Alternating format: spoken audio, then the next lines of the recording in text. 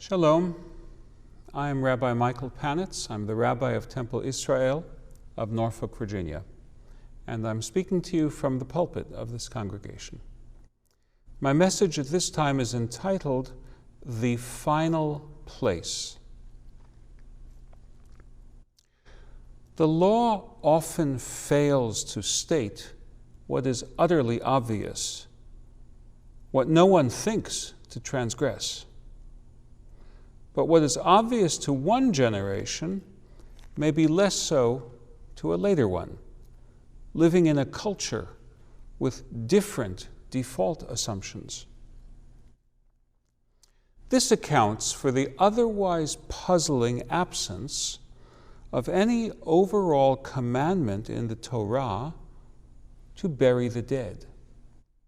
We read in many biblical narratives that people were buried, usually in family tombs located in caves, such as the cave of Machpelah in Hebron, Abraham and Sarah, Isaac and Rebekah, Jacob and Leah, all buried in that cave. But we do not find a legal text, as opposed to a narrative, containing the injunction to behave in such a practice.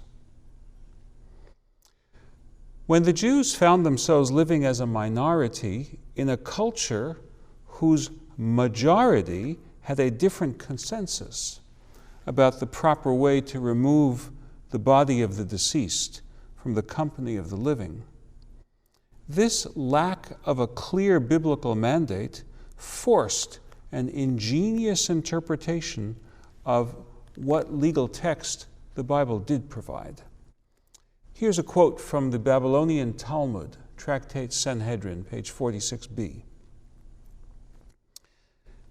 King Shapur, the monarch of Persia, once said to Rav Chama, "From where in the Torah is the commandment of burial? What proof is there that the dead must be buried and not treated in some other manner?" Rav Chama was silent and said nothing to him, as he could not find a suitable source. Rav Acha bar Yaakov said, "The world has been handed over to the foolish," as Rav Chama should have said to King Shapur that the mitzvah of burial is derived from the verse, Ki kavor tikberenu, Deuteronomy 21:23, "But you shall bury him." There's much to ponder in this Talmudic excerpt. First, why was the challenge to defend the Jewish funeral practice put into the mouth of Shapur, king of Persia? We cannot know whether the challenge to defend Jewish ritual practice actually came from the king. It might have come from a courtier or official of the king. It might have been a common argument that the Jews of pre-Islamic Persia had to confront.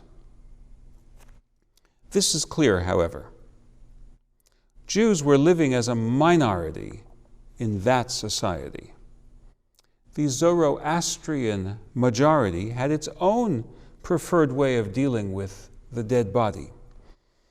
Their practice was to conduct a multi-day vigil over the shrouded body and then remove it to a so-called, quote, Tower of Silence, where the body was exposed to carrion-eating birds.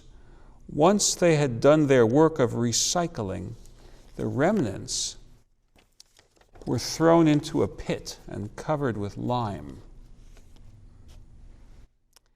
Interestingly, when Zoroastrians were unable to perform their preferred funerary methods because they themselves had become a barely tolerated minority in other societies, their second choice was cremation. A second observation about the Talmudic excerpt. The answer could not have been as obvious at the time as Rav Acha claimed. Surely Rav Chama, the one who remained silent, surely he knew Deuteronomy chapter 21, verse 23. Why didn't he immediately cite that verse? The answer is that the verse does not speak about burial of the dead as a general rule. The verse says that a criminal, having been executed, shall not be denied burial. And so Rav Chama didn't quote it because he thought that the special case in the Deuteronomy verse was not the answer. Whereas Rav Acha believed that you could construct a classic argument known as kal v'chomer. In forensics, this kind of argument is known as a fortiori. Here's the argument. If even a criminal executed for having committed a capital crime nonetheless deserve the honor of a proper burial, then certainly every Jew deserved such respectful treatment. To this argument we might respond, bravo, Rabbi Acha, for your ingenious display of Talmudic logic. But we must admit that this is not quite a commandment to bury all the dead. It remains a distinct possibility that there is something unique about the punishment of a criminal executed for having done a capital crime that distinguishes it from the general case of how to treat the bodies of all the dead. It follows that the text is not a strong proof text, but a weaker citation known in the Talmud as an asmachta or a remez, meaning a support or a hint. The Torah contains no precisely appropriate proof text for burial. The legal text that it does have is generally corroborative rather than generative of the practice.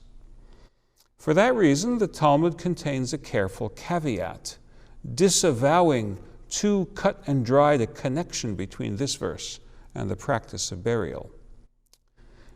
Same page in the Talmud, a different paragraph. There are those who say that Rabbi Yochanan says in the name of Rabbi Shimon bar Yochai. From where in the Torah is there a hint as to the commandment of burial? The verse states, but you shall bury him, doubling the verb for emphasis, kavor tikberenu, using a grammatical form known as the infinitive absolute.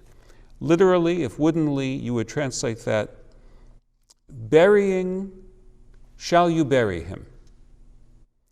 From here there is a hint of the commandment of burial in the Torah. So much from the Talmud.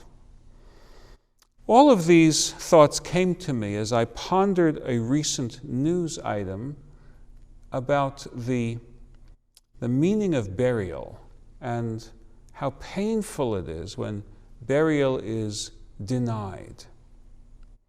This past April 4th, the New York Times reported that various university and public museums across the Tennessee Valley have pledged to return the remains of nearly 5,000 Native Americans to the tribes from whose burial mounds these bodies had been removed.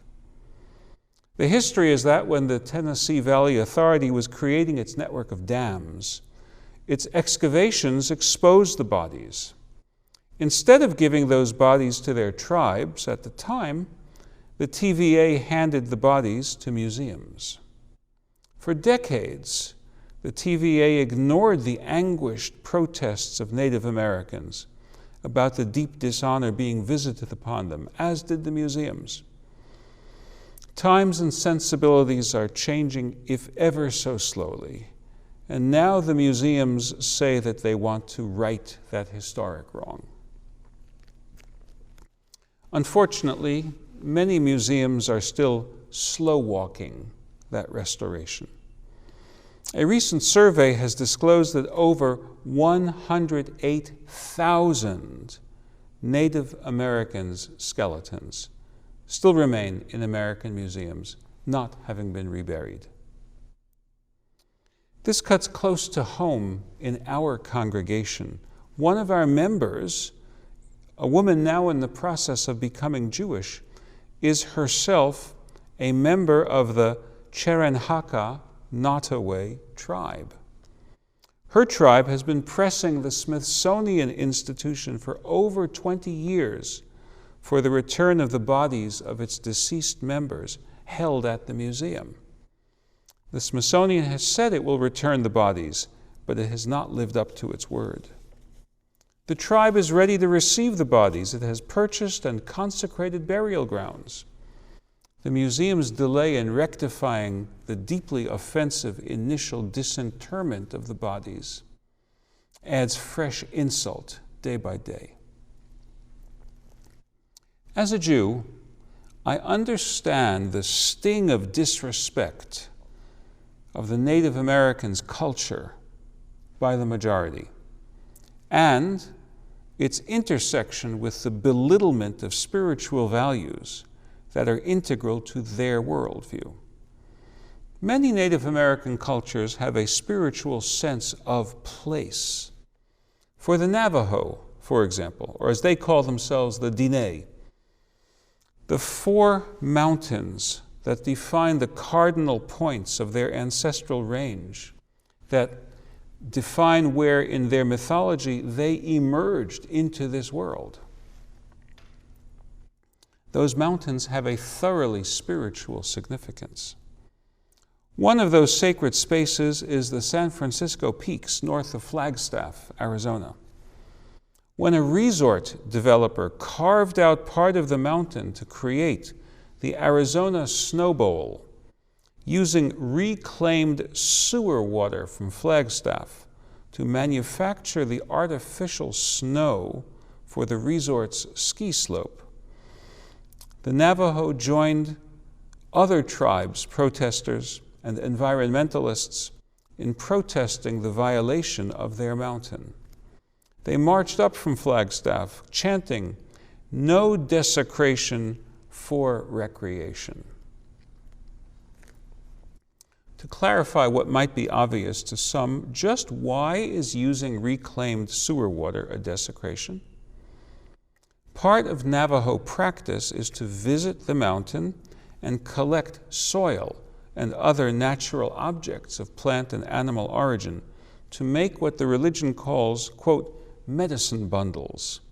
These packets are an integral part of the religious ceremonial of the Navajo religion. Deliberately flooding the mountain with contaminated water is perceived, in the words of one of the religionists, as akin to the rape of one's mother. In 2005, their case, Navajo Nation versus U.S. Forest Service, came before the court, reaching the Ninth Circuit Court of Appeals in 2007. But the ultimate ruling in 2008 went against the Navajo. I find myself wondering if the court would so readily dismiss a religious-based complaint concerning the use of wastewater to desecrate a space deemed sacred, had the complainant been a church representing a powerful religious majority. In Judaism, we say to mourners at a funeral, "Hamakom yinachem etchem," may the omnipresent comfort you. The word hamakom actually means the place. We typically understand it to be a synonym for God, because only God is in every place. But I wonder if the sentence might also resonate with the simple meaning of the word, the place. May the place itself, the place of burial, may the place itself afford you a measure of peace of mind. In times of great stress and distress, I have gone to the graves of my parents and my grandparents and communed there. Being in that place serves as a kind of spiritual lens, bringing to a clarifying focus my thoughts about living here and now in the presence of eternity. We are not pure spirit. Our spirituality encounters reality through the medium of our bodies. Our bodies place us inextricably in a framework of space and time. Place, therefore, is crucial to our sense of self. Let us be clear. This is a spiritual as well as a psychological truth. Judaism for us, other religions for their adherents, teach the human how to be in this world, how to be here and now with the awareness of everywhere and eternity. Knowing that we will have a final earthly home is important to us before we get there. It is important to those we leave behind once we are there. When Dorothy told her family in Kansas upon her return from the land of Oz, "There's no place like home," she was echoing a best-selling song from 1823 entitled "Home, Sweet Home." The song proclaims, "Be it ever so humble, there's no place like home." What we can add through the lens of the spiritual is that this truism also applies to our final home. Amen.